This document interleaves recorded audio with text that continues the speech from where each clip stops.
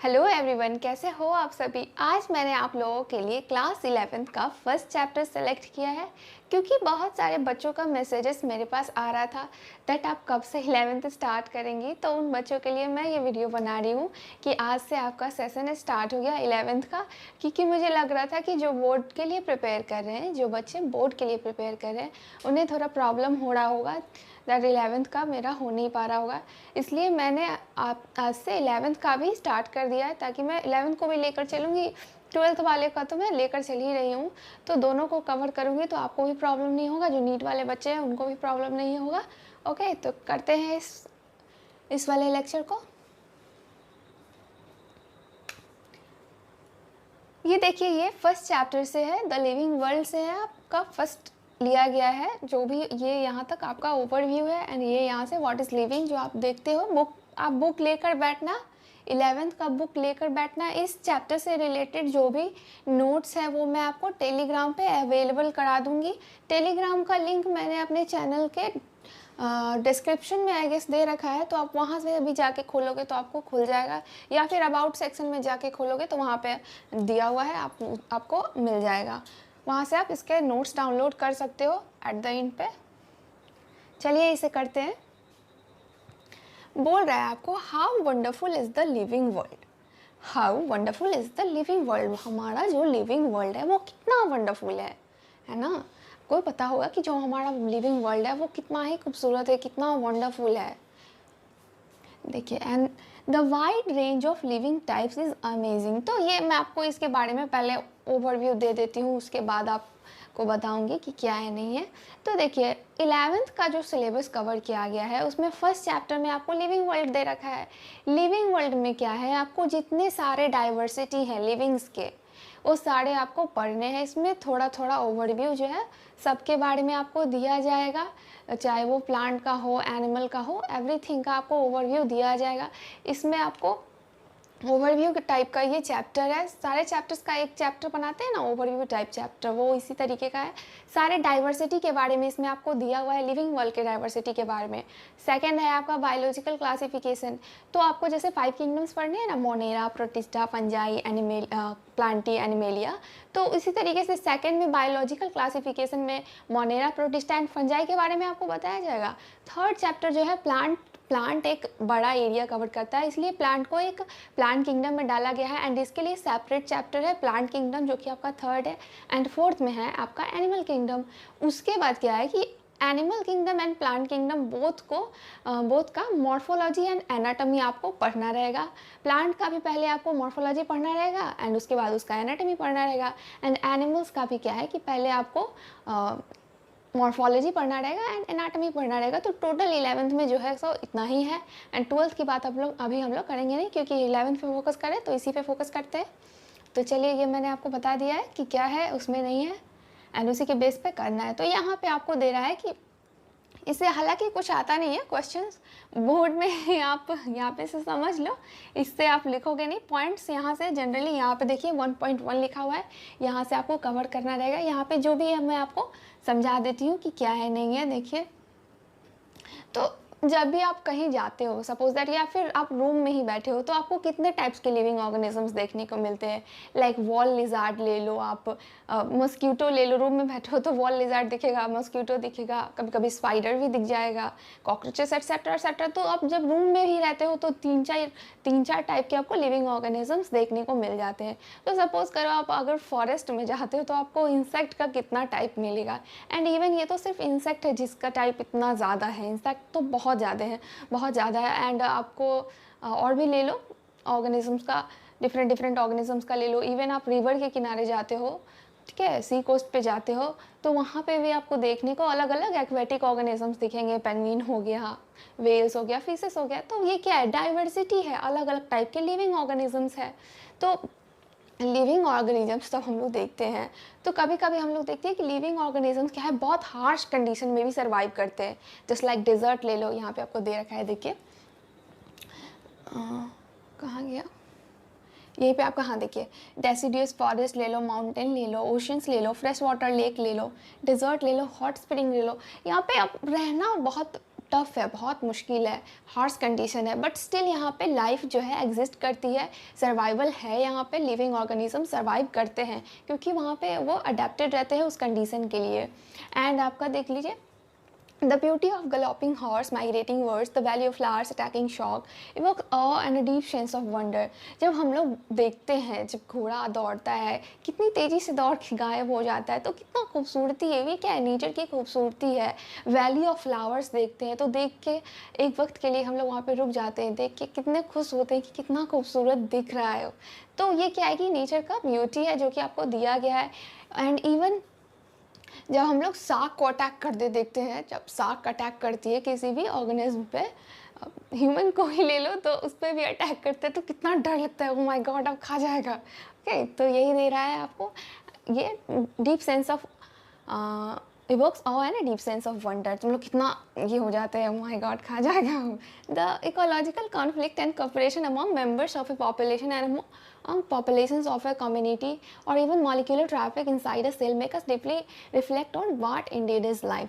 तो देखिए कभी कभी रिसोर्सेज कम रहते हैं तो इकोलॉजिकल कॉन्फ्लिक्ट हो जाता है एक दूसरे के बीच में, बट कभी कभी हम लोग क्या करते हैं कि कॉपरेट करते हैं, एक दूसरे के साथ कॉपरेट करते हैं। इवन सेल के अंदर जो मॉलिक्यूल्स का ट्रैफिक है, मॉलिक्यूल्स का सेल के अंदर, सेल आपको पढ़ना है आगे, टेंशन मत लीजिए, सेल के अंदर जो मॉलिक्यूल्स का ट्रैफिक हो जाता है तो उसे देख के हम सोचते हैं कि सच में आखिर ये लाइफ जो है वो आखिर है क्या, इंडीड इटसेल्फ क्या है ये, जो आपको देखिए what indeed is life, life सचमुच है क्या। तो this question has two implicit question within it. तो इस क्वेश्चन के अंदर दो क्वेश्चन अराइज होते हैं कि लाइफ क्या है, उसके बेसिस पे दो क्वेश्चन अराइज होते हैं। एक कि लाइफ को हम लोग डिफाइन कैसे करें एंड दूसरा कि लाइफ का पर्पस क्या है। दो क्वेश्चन अराइज होते हैं, एक कि लाइफ को हम लोग डिफाइन कैसे करें, दूसरा क्या है कि उसका पर्पस क्या है। तो पर्पस का क्या है, तो पर्पस तो फिलोसफिकल क्वेश्चन है, उस पर अभी हम लोग नहीं वर्क करेंगे। हम लोग अभी साइंटिफिकली ये ढूंढेंगे कि आखिर लिविंग है क्या।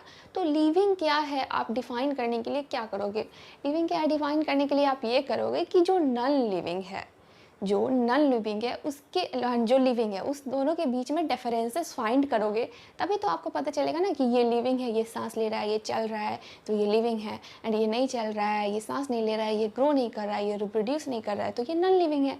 तो इसी तरीके से हम लोग उसके जो नॉन लिविंग है उसमें डिफरेंसेस ढूंढते हैं, इसमें ये चीज़ नहीं पाया जा रहा है, इसमें ये चीज़ पाया जा रहा है, इसलिए ये लिविंग है, इसलिए ये नॉन लिविंग है। ओके, तो ये यहाँ तक हो गया आपका और द पर्पस ऑफ लाइफ। ये तो हम लोग को अभी अटैम्प्ट नहीं करना है, हम लोग इसी पे फोकस करेंगे, reflect on what is living, कि लिविंग क्या है। तो ये आपका ओवरव्यू है, इतना दूर में इतना कुछ इंपॉर्टेंट नहीं है, बट मैंने स्टिल आपको कर दिया है ताकि आपको समझने में ईजी रहे। चलिए यहाँ से देखते हैं, यहाँ से आपका इंपॉर्टेंट है, इसके नोट्स मैंने आपको बता दिए कि टेलीग्राम पर आपको मिल जाएंगे। When we try to define, we conventionally look for the distinctive characteristic exhibited by living organism. When we try to define living, we conventionally look for the distinctive characteristic exhibited by living organism. तो हम लोग जब living को define करते हैं तो हम लोग उसके कैरेक्टरिस्टिक को देखते हैं कि वो क्या कैरेक्टरिस्टिक एग्जिबिट कर रही है, उसके अंदर क्या कैरेक्टरिस्टिक है, जो मेन कैरेक्टरिस्टिक है उस पर हम लोग फोकस करते हैं ना, तभी तो हम लोग डिफाइन कर पाएंगे ना कि हाँ ये कैरेक्टरिस्टिक्स है जो अभी मैंने बताया तो ये लिविंग है, एंड ये कैरेक्टरिस्टिक इस वाले में, नॉन लिविंग वाले में नहीं है तो ये नॉन लिविंग है। तो चलिए देखते हैं यहाँ से, ओके यहाँ तक। Growth, reproduction, ability to sense environment and mount, एक minute, growth, reproduction, ability to sense environment, mount a suitable response come to our mind immediately as unique feature of living organism। तो देखिए क्या है कि growth जो है आपको दे रहा है, reproduction दे रहा है, ability to sense environment, mount a suitable response। जब हम लोग सोचते हैं तो क्या है कि living को हम लोग सोचते हैं कि कोई कैसे living हो सकता है, देखते हैं कि वो उसका growth हो रहा है, उसका ग्रोथ हो रहा है, वो रिप्रोड्यूस कर रहा है, एंड वो अपने आजू बाजू के जो भी इन्वायरमेंट है, चारों तरफ के सराउंडिंग को फील कर पा रहा है, चेंजेस को फील कर पा रहा है। तो इस बेसिस पे हम लोग कैलकुलेट करते हैं, मतलब मानते हैं दैट ये लिविंग है। ओके, ये आपका कहना mount a suitable response come to our mind immediately as unique feature of living organism. ये क्या है? यूनिक फीचर है लिविंग ऑर्गेनिजम्स के, जो भी मैंने अभी आपको बताया यूनिक फीचर्स है लिविंग ऑर्गेनिजम्स के। One can add a few more features like metabolism, ability to self replicate, self organise, interact and emergence to this like देखिए एंड जो भी मैंने अभी बताया उसमें कुछ और भी जोड़ा जा सकता है, जस्ट लाइक कि मेटाबॉलिज्म है उसमें, तो ये भी एक क्राइटेरिया हो सकता है, जोड़ा जा सकता है। एबिलिटी टू सेल्फ रेप्लिकेट कर रहा है तो ये भी एक लिविंग का, तो अगर कोई और चाहे तो ये सब भी इसमें ऐड कर सकता है, ये सब भी इसका क्या है? क्राइटेरिया है लिविंग का। Interact and emergence to this list. Let us try to understand each of these. तो चलिए इन सभी को हम लोग अंडरस्टैंड करने की कोशिश करते हैं one by one. All living organisms grow, increase in mass and increase in number of individual are twin characteristic of growth. ये बहुत ही important हो सकता है आपके लिए, आप इसे नोट्स में आपको मिलेंगे, अदरवाइज़ मैं यहाँ पे भी लगा देती हूँ ताकि आपको याद रहे कि मैंने बताया था कि ये बहुत इंपॉर्टेंट है।